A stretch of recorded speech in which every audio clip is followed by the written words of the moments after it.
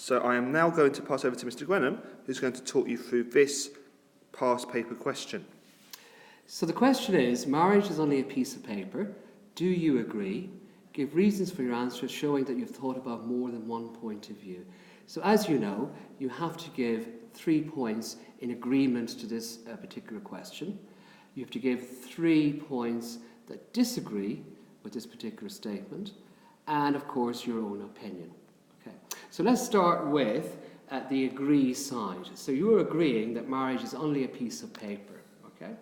So the points that you could possibly make to answer this question are that there are lots of long-term partnerships taking place in society already. These people are not married and they're very, very happy. So why bother with marriage?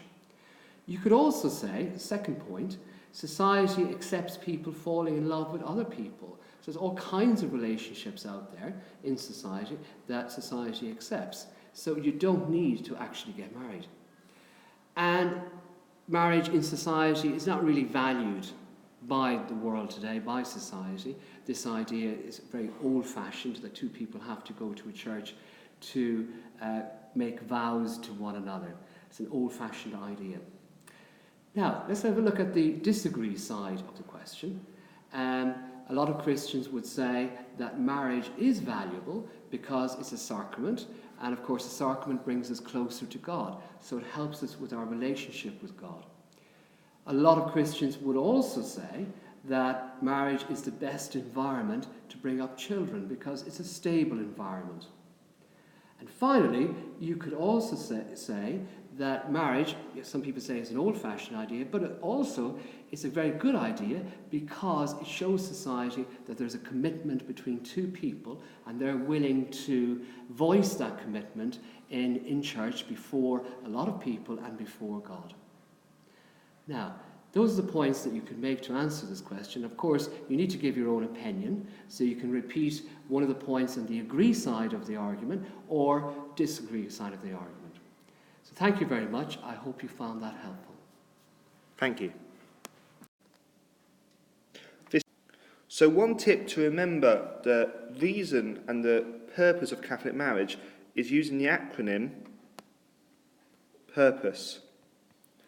And you need to know that marriage for Catholics and for most Christians should be permanent, so it lasts forever and it happens once. It should be unitive, so a man and woman come together to be one flesh. It restricts sex. The sexual act should happen within that loving union of marriage, and again, should be with one partner. Don't know what I'm writing there, sorry, restrict sex. I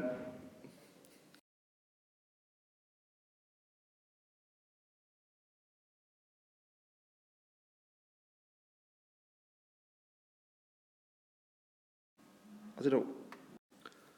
If you're asked a question on the marriage and its importance, these are the key words that you would need to remember and use in an answer in order to show off your knowledge, to show that you understand why marriage is such an important and significant sacrament within the life of the Catholic Church.